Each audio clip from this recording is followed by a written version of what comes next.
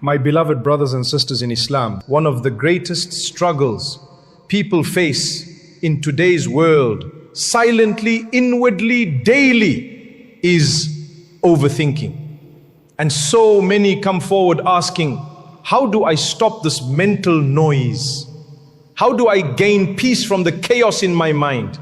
First, let's be clear about what overthinking actually is. It's when your thoughts refuse to pause. You dwell on problems over and over again. You overanalyze conversations. You fear what's coming. You imagine the worst. It's a cycle and it's exhausting. It leads to mental fatigue, anxiety, sadness, and sometimes even despair. It can affect your sleep, your focus in salah, your mood with loved ones, even your trust in Allah. But the beauty of Islam is that it doesn't just tell us what's wrong, it gives us tools, wisdom and perspective to fix it. Let me share with you the first step, and it's deeply profound. Understand that time in this world is made up of only three parts. The past, which has gone and cannot be changed. The future, which hasn't yet arrived and is not in your hands. And the present moment, the only thing you truly have power over. So what should the believer focus on? The present. Our righteous predecessors used to say, be the child of your moment, be the son of your day. Meaning, don't carry the weight of yesterday. Don't fear the shadow of tomorrow. Be fully present with what Allah has placed in front of you now. If you've made mistakes in the past, don't let shaitan trap you in guilt and shame. Repent, seek forgiveness, learn, let go. Your past does not define your future unless you choose to live in it. If you're anxious about what lies ahead, your rizq, your marriage, your career, your health, remind yourself, the future is in Allah's hands. And there is no one more merciful, more wise, more caring than Him. Why let your mind swim in what hasn't even happened yet? Now some people may ask, well, is there no healthy kind of worry? Yes, there is one, and it's beautiful. The only concern a believer should carry about the future is the concern of the hereafter. The day we stand before Allah, that's the worry that purifies you. That's the type that brings goodness. Everything else, let it go. Let your heart breathe. Let your mind rest. Trust that Allah will not abandon you. Live in the now. Do your best and leave the rest to Him. This is the first and one of the most powerful steps to overcome overthinking. Another powerful key to overcome overthinking, and one of the quickest ways to calm the restless heart, is to practice gratitude. Yes, just gratitude. Be grateful. Be truly, consciously and consistently grateful for what Allah has given you right now, in this very moment. You see, when your mind is drowning in what ifs and why me and what will happen, the best way to pull yourself out of that storm is to look around you and say, Alhamdulillah, Allah has already given me so much. We often think too much because we feel we don't have enough, or we fear losing what we have. But the moment you shift your focus from what's missing to what's already there, you begin to taste peace. Start here, Alhamdulillah, that you are a Muslim. Alhamdulillah, that your heart believes in La ilaha illallah. That's already a treasure beyond this world. Everything else in life, wealth, health, respect, status, comes and goes. But your deen, that's the only thing that truly stays. That's what you need to protect. That is the greatest blessing of all. If you woke up today and in the early morning you raised your hands and made a dua, if you opened the Quran and read even a few verses, if you said astaghfirullah sincerely even once, then you're blessed. You've already started your day with something most people ignore. But we often forget because we compare ourselves with others. We scroll on social media and suddenly our life feels too small. too boring, too slow. We hear of six-figure salaries, fancy degrees, job titles that sound like success, and we feel less. Some feel unworthy because they don't have 1 million followers or viral videos. But ask yourself, is that the standard Allah has set for success? The Prophet ﷺ told us something remarkable. He said, whoever wakes up in the morning, feeling safe in his home, healthy in his body, and has food for the day, it is as if the whole world has been given to him. Subhanallah. So ask yourself, did you wake up in a safe environment today? Did you open your eyes and find your body functioning? You can walk, you can breathe, you can think.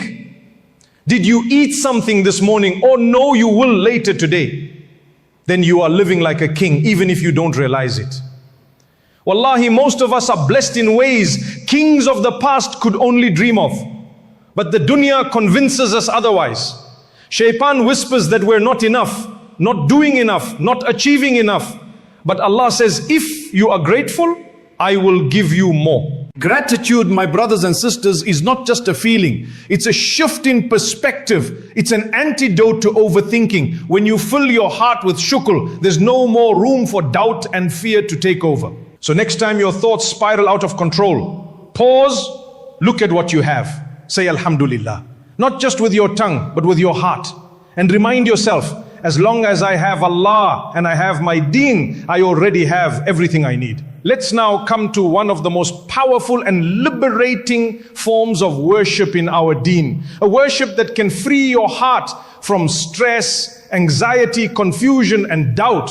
It is the act of tawakkul, placing your complete trust in Allah.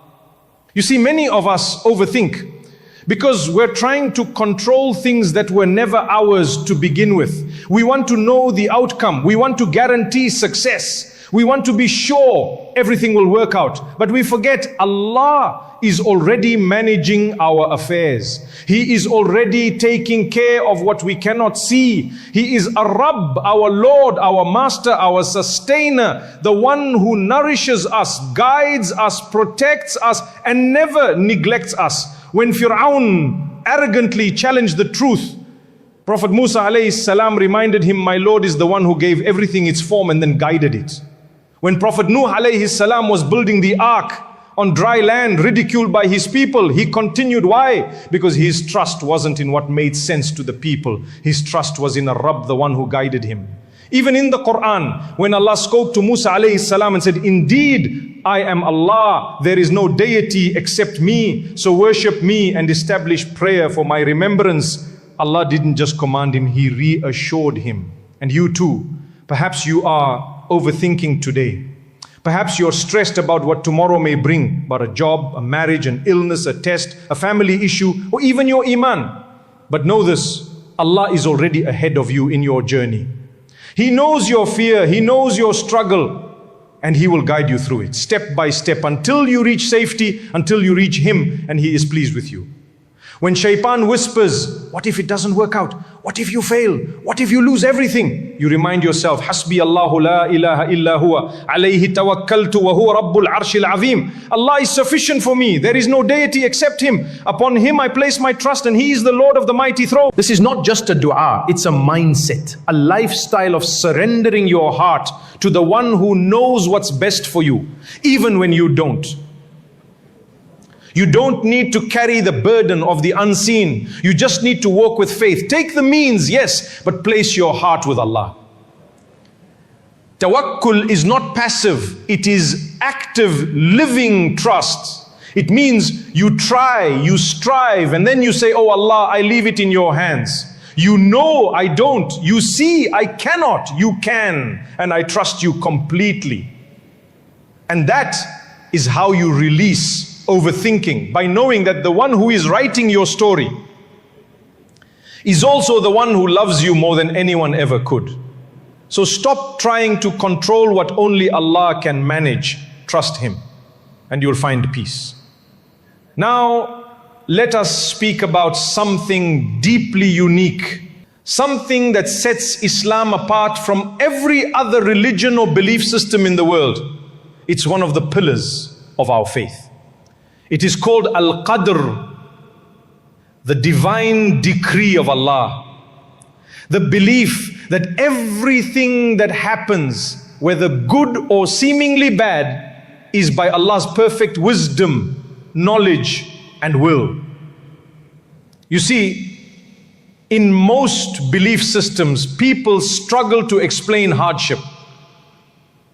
They wonder, why did this happen to me? Why didn't I get that job? Why was I rejected? Why did I fall ill? But we as Muslims have clarity. We don't just say things happen by chance. We say it was written by Allah, and He never makes a mistake. When a person truly believes in Qadr, it transforms them. It removes fear of the unknown. It kills the habit of overthinking, because they know if something was meant for me, it will come no matter what stands in its way. And if it was not meant for me, I could chase it with all my strength and it would still slip away. That's why the Prophet ﷺ taught us, know that what has missed you was never meant to hit you, and what has hit you was never meant to miss you. This is a mindset, a reality, a way to live. This is what Luqman the wise told his son when he taught him belief in Allah. You will never taste the sweetness of Iman until you believe in Al-Qadr, the good of it and the bad of it. Why? Because Qadr teaches you to stop clinging to this world. To stop thinking, if only I had done this differently, or maybe I messed everything up. No, my brother, no, my sister, you didn't ruin your future, you didn't miss your destiny, you didn't fall behind. You are exactly where Allah wants you to be right now. Maybe it's to teach you patience, maybe it's to elevate your rank, maybe it's to protect you from something you can't see yet. You're not failing, you're being carried by the will of Allah. Once you truly believe in this, once you internalize that Allah's decree is always better than your own plan, you'll sleep better at night. You'll smile in the face of uncertainty. And yes, you'll stop overthinking, because belief in Al-Qadr brings peace, and peace is the opposite of mental chaos. So the next time your mind starts spinning, remind yourself, what was meant for me will never miss me, and what missed me was never meant for me. Say it with conviction, say it with your heart, and you will feel that storm inside you begin to settle. You'll stop trying to control the outcome. You'll start trusting the one who wrote your story, and he never writes a story without wisdom. Our Prophet Muhammad sallallahu alaihi wasallam, the most wise, the most beloved, the most guided human being, gave us a simple, beautiful, and deeply effective way to handle the storms of life. When something happens, when you're hurt in a relationship, when your finances collapse, when you're diagnosed with something difficult, or when things simply don't go the way you hoped, don't drown in overthinking. Don't get trapped in endless analysis. Instead, the Prophet ﷺ taught us a powerful phrase to say, قَدَّرَ اللَّهُ وَمَا شَاءَ فَعْلَ. Allah has decreed it, and whatever He wills, He does. That's it, subhanallah. Say it and surrender. Let your heart settle in the knowledge that this was written by the one who loves you more than your own mother. That He never writes something in your life except with purpose, mercy, and wisdom. You see, when we overthink, we often replay scenarios. If only I had spoken earlier. If I had just chosen a different job. If I had married someone else. If I had studied something different. If I didn't make that one mistake. But the Prophet ﷺ warned us, do not say, if only I had done this or that. For indeed, if opens the door to the work of shaitan. Why? Because the word if traps you in an endless spiral of regret and doubt. It makes you question the plan of Allah. It makes you believe you were in control when you never truly were. And it slowly chips away at your Iman, your peace, and your ability to move forward. The if only mindset doesn't fix anything. It just makes the pain heavier. It fills your heart with blame, self-loathing, and what ifs that never end. It opens the door to shaitan to, you're a failure. You missed your chance. You ruined everything. But Islam shuts that door completely. Our deen teaches us not to overthink the past, not to drown in regret. It teaches us to say, قَدَّرَ اللَّهُ وَمَا شَاءَ فَعَلَ. Allah decreed it. He does what He wills. And that's where peace begins. So next time you're hit by something unexpected, a heartbreak, a rejection, a missed opportunity, don't replay it in your mind 100 times. Don't scroll through old messages. Don't wish to rewind time. Pause and say it with belief, with submission, with surrender. Allah decreed it and He does what He wills. Let those words close the door on shaitan. Let them be your shield against the fire of overthinking. The simple phrase is one of the treasures of our faith. And subhanallah, only in Islam do we find something so beautifully practical and spiritually healing. It's not just about saying the words, it's about living the reality. What's written for me will reach me. What has passed me was never meant for me. And my Lord never makes a mistake. So my dear brother, my dear sister, let go of the ifs. Let go of the endless over-analyzing. Let your heart rest in the hands of Ar-Rahman, the most merciful. Say, قَدَّرَ اللَّهُ وَمَا شَاءَ فَعَلَ, and walk away with peace. This is how Islam teaches us to overcome overthinking, with faith, with perspective, and with surrender to the one who knows best. Let me end with a simple example, something you can picture in your mind, something to help you understand how to stop overthinking and find peace in your journey. Imagine you're about to explore a dark, unfamiliar cave. You're not alone, you're with a guide, but not just any guide, someone who's been doing this for 25 years. He's led hundreds of people safely in and out of this cave before. He knows where the rocks are loose. He knows which tunnels are safe and which paths are dangerous. He's calm, experienced, confident. Naturally, as you step inside the cave, it's dark, it's cold, and you start to feel afraid. A rock falls from above, a bat swoops past your face, your heart races, but your guide looks at you and says, don't worry, this is normal, I've seen it all before. Just stay close, follow me. You may still feel a bit anxious, but you trust the guide. You believe that as long as you stick with him, you'll make it through. You'll come out safe on the other side. Now, Allah belongs the highest and most perfect example. But reflect on this deeply. In this life, we're all walking through the unknown. There are dark tunnels, unexpected problems, things that scare us and shake us. We worry, we stress, we don't know what's next. But Allah is our guide. He's not just experienced, He's all-knowing. He doesn't just guess, He knows every outcome.